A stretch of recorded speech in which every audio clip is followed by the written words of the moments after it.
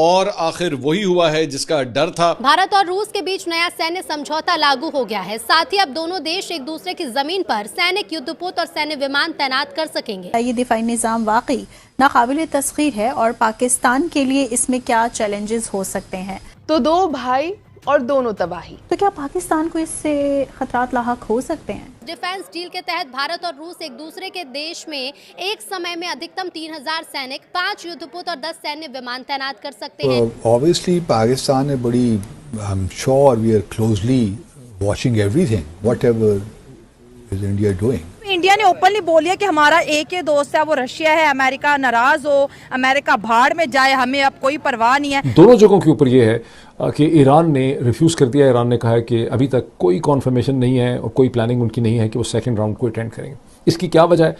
इसकी वजह वो तमाम वाक़यात हैं, वो सीरीज़ ऑफ डेवलपमेंट्स हैं जो गुज़श्ता 48 घंटे में एक के बाद दीगरे हो रहे हैं। और सिर्फ सीज फायर ख़त्म होने से एक दिन पहले ईरान ने ये ऐलान किया है कि जनाब हम इन मुज़ाकरात के लिए नहीं आ रहे, हम ये जो दूसरा राउंड है अमेरिका के साथ मुज़ाकरात का, इसमें शिरकत नहीं करेंगे। इंडिया और रशिया ने एक ऐसा मिलिट्री एग्रीमेंट साइन किया है जो रीजनल सिक्योरिटी डायनामिक्स को फंडामेंटली चेंज कर सकता है। उम्मीद तो बड़ी लगाई थी कि सदर पुतिन साहब जो हैं वो पाकिस्तान की तरफ भी देखें और यहाँ भी दौरा करें, लेकिन आई थिंक शायद पाकिस्तान में कुछ ऐसा है नहीं उनके लिए। नरेंद्र मोदी ने रशिया का साथ दिया और आपको एक सबसे बड़ी बात यहाँ पे बताता चलूं, जो उसकी रेंज है S-500 की वो ज़रा ज़्यादा है, 600 किलोमीटर की रेंज।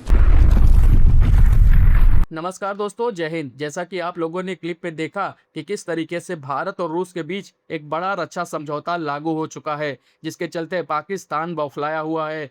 भारत और रूस के बीच रक्षा सहयोग को नई मजबूती देने वाला एक अहम समझौता अब लागू हो चुका है। फरवरी 2025 में दिल्ली और मॉस्को के बीच साइन हुआ यह समझौता, जिसे Indo Russian reciprocal exchange of logistic agreement कहा जाता है, जो कि यह समझौता इस साल 12 जनवरी से प्रभाव में आ गया है। इस बात की जानकारी रूस के आधिकारिक कानूनी सूचना पोर्टल ने बीते शुक्रवार को दी। इस समझौते के तहत अब भारत और रूस एक दूसरे के क्षेत्र में सीमित संख्या में अपने सैन्य मौजूदगी रख सकते हैं। इसमें अधिकतम 3000 सैनिक, 5 युद्धपोत और 10 विमान शामिल हैं, जिन्हें एक साथ तैनात किया जा सकता है। भारत और रूस के बीच में ये समझौता लागू होने के बाद पाकिस्तान के बड़े बड़े रक्षा विशेषज्ञों का मानना है कि रूस इस समझौते को लागू करके बहुत बड़ी गलती कर रहा है और यह समझौता आने वाले समय में पाकिस्तान के लिए बहुत बड़ी खतरे की घंटी है। इंडिया और रशिया ने एक ऐसा मिलिट्री एग्रीमेंट साइन किया है जो रीजनल सिक्योरिटी डायनामिक्स को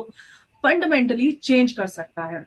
इस एग्रीमेंट के मुताबिक दोनों देश जो है वो एक दूसरे की टेरिटरी पर 3000 तक ट्रूप्स डिप्लॉय कर सकते हैं। साथ ही 10 मिलिट्री एयरक्राफ्ट और जो 5 वॉरशिप्स हैं वो एक वक्त पर तैनात करने की परमिशन होगी।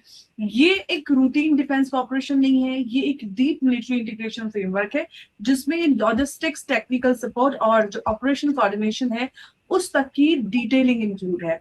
अब सवाल ये है कि ये सिर्फ ट्रेनिंग और एक्सरसाइज के लिए है या फिर दुनिया के बदलते जियोपॉलिटिकल लैंडस्केप में एक नया पावर अलाइनमेंट। और इसको अगर हम समझने की कोशिश करें कि ये इतना इंपॉर्टेंट क्यों है, इस अग्रीमेंट का जो कोर ऑब्जेक्टिव है वो रेसिप्रोकल जो मिलिट्री डिप्लॉयमेंट है। इसका मतलब इंडिया और रशिया दोनों एक दूसरे के जो बेसिस हैं, पोर्ट्स, एयरफील्ड्स, उसे यूज कर सकते हैं। इसका मतलब है जॉइंट मिलिट्री एक्सरसाइजेस और जो फ्रीक्वेंट है वो तो हो सकते हैं ही, लेकिन रियल टाइम ऑपरेशनल कोऑर्डिनेशन भी पॉसिबल होगा। साथ ही साथ जो क्राइसिस सिचुएशन है उसमें फास्टर रिस्पांस और स्ट्रेटेजिक जो पोजीशनिंग है वो मिलती है। और इस डील से एक तरफ का जो फोर्स प्रोजेक्शन है वो भी हम इसको एक फोर्स प्रोजेक्शन एनेबलर मान सकते हैं। और साथ साथ जो दोनों देशों की अगर हम अपनी अपनी मिलिट्री रीच को की बात करें तो वो भी पूरी तरह से एक्सटेंड करने का मौका मिलता है। और अगर हम बिगर जियोपॉलिटिकल कॉन्टेक्स्ट की इसके समझने की बात करें तो ग्लोबल स्टेज पर जो जिस तरह से हम देख रहे हैं कि ऑलरेडी जो टेंशन है वो बहुत हाई है, West versus Russia dynamics, Indo Pacific competition, पूरी तरह से अलायंसेस जो है वो शिफ्ट हो रहे हैं। ऐसे में भारत का रशिया के साथ इतना स्ट्रक्चर्ड मिलिट्री डिप्लॉयमेंट अग्रीमेंट करना एक स्ट्रॉन्ग सिग्नल देता है कि भारत अपनी स्ट्रेटेजिक इकोनॉमी मेंटेन करते हुए मल्टीपल पावर सेंटर्स के साथ जो है वो बैलेंस बना रहा हुआ है।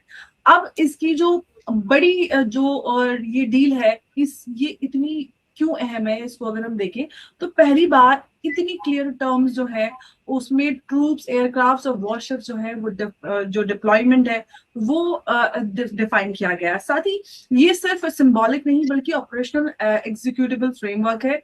साथ ही लॉन्ग टर्म में ये डिफेंस इंटरऑपरेबिलिटी पर पूरी तरह से ये डिपेंड करेगा। अब हम इसको थोड़ा सा और विस्तार से समझेंगे और इस पर बात करने के लिए मेरे साथ है उमेश जी। उमेश जी बहुत स्वागत है आपका। जय हिंद, नमस्कार। जय सिया राम अंबर जी।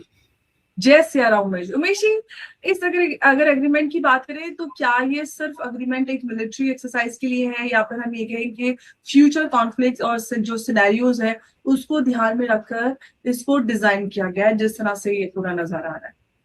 देखिए अंबर जी, सबसे बड़ी बात है कि प्रधानमंत्री मोदी जी ने अपने भाषण में बोला था कि भारत का बच्चा बच्चा जानता है कि रशिया भारत का बहुत ही अच्छा दोस्त है।